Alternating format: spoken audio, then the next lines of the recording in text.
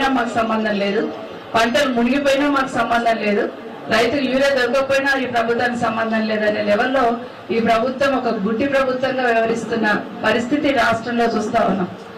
ఎక్కడ చూసినా ఈరోజు పొద్దున ఒక పేపర్లో చూశాను, ఒక రైతు కళ్ళ మీద వండుకొని, అంటే కళ్ళాల కాడ వండుకొని, పొలం కాడ పంట దగ్గర కొనకపోతే పండుకొని ఎండ కూడా కొట్టి చనిపోయిందని ఈరోజు వార్త. మొన్న మన దగ్గర రంగారెడ్డిలో ఆచార్యంలో పంట కళ్ళ మీద వండుకొని అక్కడనే ప్రాణం వదిలేసిన సందర్భం చూస్తున్నాం. ఇట్లా ఏ మూలం చూసినా రైతన్నలు పంట అమ్ముకోవాలనే తాపత్రయం, వాటిని అన్నింటినీ కూడా చేరవేయాలనే ప్రయత్నంతో అదే పంట మీద వండుకొని చనిపోతున్న సందర్భం చూస్తుంటే ఈ ప్రభుత్వం తల ఉంచుకోవాలి. ఎందుకంటే 80% మంది రైతులు ఉంటారు, మొత్తం వ్యవసాయంలో రైతులు ఎక్కువ ఉంటారు మన దగ్గర, వాళ్ళు పంటలు పండించారు. ఎన్నికల కన్నా ముందు ఎన్నో మాటలు చెప్పి ఈరోజు అధికారంలోకి వచ్చి కనీసం రివ్యూ చేయడానికి కూడా తీరుకుంటున్నారు ముఖ్యమంత్రి గారికి. ఎన్ని క్వింటాలు పండినాయి, ఎన్ని వండినాయి, ఎట్లా పండినాయి, అసలు ఎంత కొన్నారు, ఇంకెంత కొనాలి, వరి పంట ఎంత వచ్చింది, మొక్కలు ఎంత వచ్చినాయి, మిగతా ఏం పంటలు ఉన్నాయి, కనీసం ఒక ప్రణాళిక లేదు, ఒక బాధ్యత లేదు ఈ ప్రభుత్వానికి. గతంలో కేసీఆర్ గారు ఉన్నప్పుడు వర్షం మొదలవుతుందని ఒక 2 నెలల ముందే మాకు ఒక ప్రణాళిక ఏర్పాటు చేసేది. మంత్రులందరూ కూడా రైతులకు సంబంధించిన ప్రణాళిక ఇంప్లిమెంట్ చేయడం అగ్రికల్చర్ మినిస్టర్ గారికి అయితే ఒక 2 నెలల ముందే చెప్పేవారు కేసీఆర్ గారు. ఇమీడియట్ గా ప్రణాళికలు ఏర్పాటు చేయండి, రైతన్నలకి రైతు వేదిక ఉంది, అక్కడ ఉన్న ఏఈఓలు ఎవరైతే ఉంటారో అగ్రికల్చర్ ఆఫీసర్లు అందరూ కూడా ఆ ఏరియాలో రైతు వేదికలో ఉన్న సంబంధం ఉన్న ఏరియాలలో ఎంత పంట పండుతుంది, ఏ రైతు ఏం పంట వేస్తాడు, ఎంత యూరియా కావాలి, ఎన్ని విత్తనాలు కావాలి, ఎంత దిగుబడి వస్తుంది, ఇవన్నీ కూడా బేరీజు వేసుకోండి అని చెప్పేవాళ్ళు మాకు కేసీఆర్ గారు. కానీ ప్రభుత్వం వచ్చినాక అసలు ఆలోచన లేదు, అసలు రైతుకు ఏం కావాలని ఆలోచన చేసే ప్రభుత్వం ఇది కాదనిపిస్తా ఉంది. ముఖ్యమంత్రి గారి సొంత నియోజకవర్గం ఇది, రాష్ట్రం అంతా ఎట్లుంది అంతకన్నా దారుణంగా పరిస్థితి ఉంది.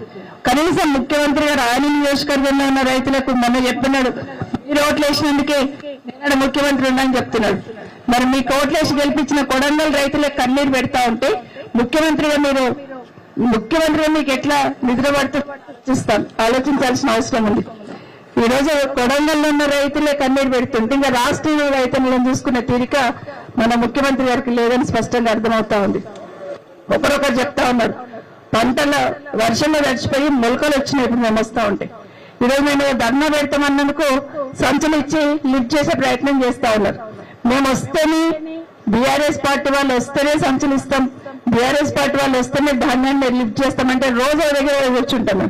మాకు ఏమి ఇబ్బంది లేదు, రోజు ఒక దగ్గర కూర్చుంటాం. ముఖ్యమంత్రి గారు మేము వస్తేనే మీకు సంచులు ఇస్తామంటే, మేము వస్తేనే మీరు ధాన్యము కొంటామంటే మేమందరం కూడా ప్రతి దగ్గర ఒక్కొక్క కళ్ళం దగ్గర కూర్చుంటాం. బీఆర్ఎస్ పార్టీ సంబంధించిన నాయకులం అందరం రైతుల కోసం అక్కడ వచ్చి కూర్చుంటాం. కనీసం అట్లనే మీరు లిఫ్ట్ చేయండి.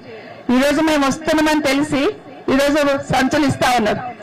ఇప్పుడు పక్క మండలిలో ఫోన్ చేశారు, అమ్మని వాడికి వచ్చినావు, మా ఎమ్మెల్యే మా ఎక్స్ఎమ్మెల్యే గారు వచ్చినారు, నరేందర్ రెడ్డి గారు, నవీన్ రెడ్డి గారు వచ్చినారు, మీరు ముగ్గురు వచ్చినందుకు అక్కడ మేము సంచులు ఇచ్చిండు, మాకు ఇంకా ఇస్తలేదు. దుర్గాలలో ఫోన్ చేసి మీరు రండమ్మా, మీరు వస్తున్నారు, మళ్ళీ మాకు సంచులు ఇస్తారేమో అంటా ఉన్నారు.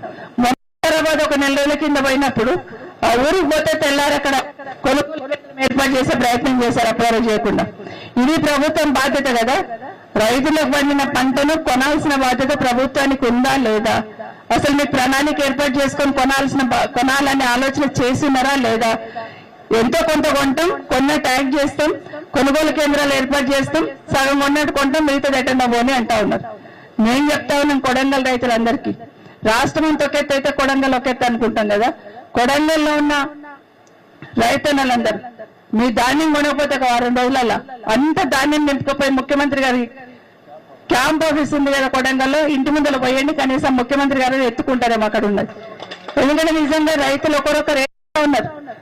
సంచులు వెంటనేమో ఒక్కొక్క సంచికి 50 రూపాయలు కలెక్ట్ చేస్తున్నారట. అంటే 100 సంచులు తీసుకోవాలంటే 5,000 కట్టాల్సి వస్తున్నాడు. ఏడికెళ్తే వాళ్ళమ్మ, ఇక్కడ ఒక లేడీ ఇప్పుడు ఏడుస్తా ఉంది, ఏడికెళ్తే వాళ్ళమ్మ నాకు 200 బస్తాలు ఏమంటే 12,000 అడుగుతా ఉన్నారు, క్వింటాల్కి 13 కిలోలు తీసేస్తా ఉన్నారు, ఎవరికి చెప్పుకోవాలా, ఏం చేయాలని అడుగుతా ఉన్నారు.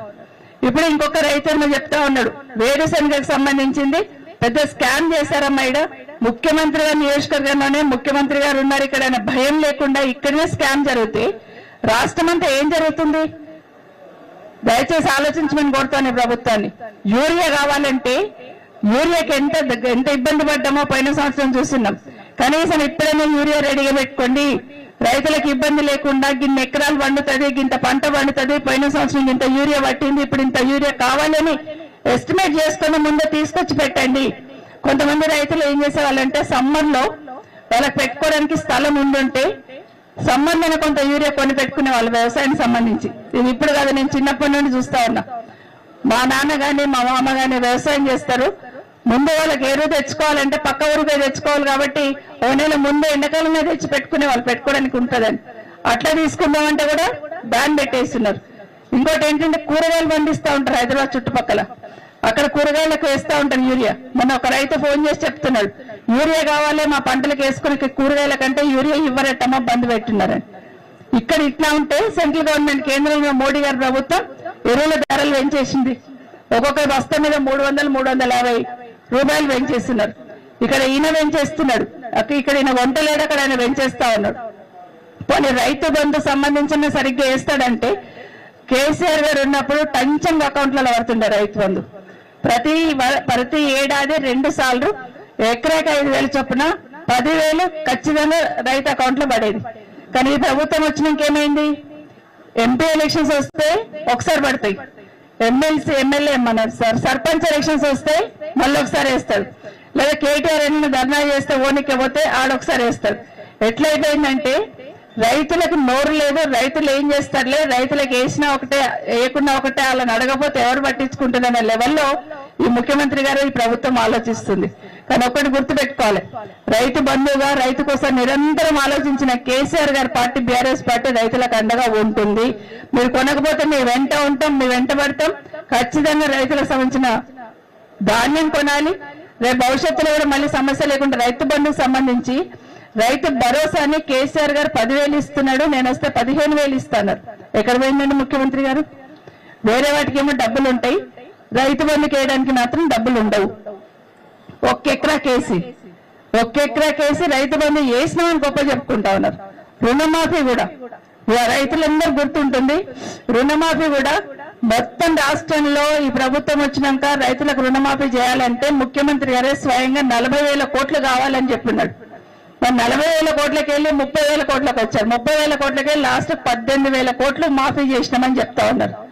అదే కేసీఆర్ గారు ఉన్నప్పుడు 2 సార్లు 2 విడతల 30,000 కోట్లు ఎక్కడ ఇబ్బంది కాకుండా రుణమాఫీ చేసిన సందర్భం ఒకసారి గుర్తు చేస్తా ఉన్నారు. దాదాపుగా రైతులందరికీ కూడా ఏ మతము కులము పార్టీలు సంబంధం లేకుండా రైతు అనేవాడు గుంట భూమి ఉంటే కూడా రైతు బంద్ చేస్తున్నాడు. రైతు ఎవరైనా చనిపోతే రైతుకి రైతు బంధు వచ్చేటట్టు చేస్తుంది. ఇప్పుడు మనం ఉన్నప్పుడు ఒక అమ్మ ఏడ్చింది, కేసీఆర్ ఉన్నప్పుడు మా మామ చనిపోతే 10 రోజులలో 5 లక్షలు వచ్చినాయి నా ఇంటికి, నా కొడుకు చనిపోయింది, ఆఫీసులో చుట్టూ తిరుగుతున్న 1 రూపాయి వస్తలేదమ్మా అని ఏడుస్తా ఉంది. ఇది రాష్ట్రంలో పరిస్థితి. 2 సంవత్సరం అయిందని చెప్తుంది, ఇప్పటివరకు రాలేదని చెప్తా ఉన్నారు. ఇది రాష్ట్రంలో పరిస్థితి. యూరియా దొరకదు, రైతులు చనిపోతే పట్టింపు లేదు, కళ్ళాల మీద రైతులు ధాన్యం కొనండి అని రైతులు కళ్ళాల మీద ప్రాణాలు వదులుతుండే ప్రభుత్వంలో చలనం లేదు. కనీసం ఆయన నియోజకవర్గంలో ఉందంటే అక్కడి నుండి పరిగి నుండి మొదలు పెడితే ఇక్కడ వరకు రోడ్ల మీద అంతా కూడా ధాన్యమే ఉంది. గతంలో మీరందరూ కూడా చూస్తున్నారు, ఇక్కడున్న మా సోదరులందరూ కూడా కేసీఆర్ గారు ఉన్నప్పుడు ఇమీడియట్ గా రైతు ధాన్యం తీసుకొస్తే కొనేసి స్కూల్లో పెట్టి ఉన్నాం, ఫంక్షన్ హాల్ తీసుకొని డంప్ చేసుకున్నాం. ఎందుకంటే రైస్ మిల్ దగ్గర ఇది లేకపోతే వెహికల్ రాకపోతే స్కూళ్ళల్లో పెట్టున్నాం, అట్లాగే ఫంక్షన్ హాల్ తీసుకొని పెట్టున్నాం. కానీ ప్రభుత్వం ఎట్లా ఉందంటే అసలు కనీసం ఏం చేయాలి రైతులకు అనేది అర్థం కాని పరిస్థితుల్లో ఈ ప్రభుత్వం ఉంది. ఇప్పటికైనా ఈ ప్రభుత్వం కళ్ళు తెరిచి రివ్యూ చేయండి.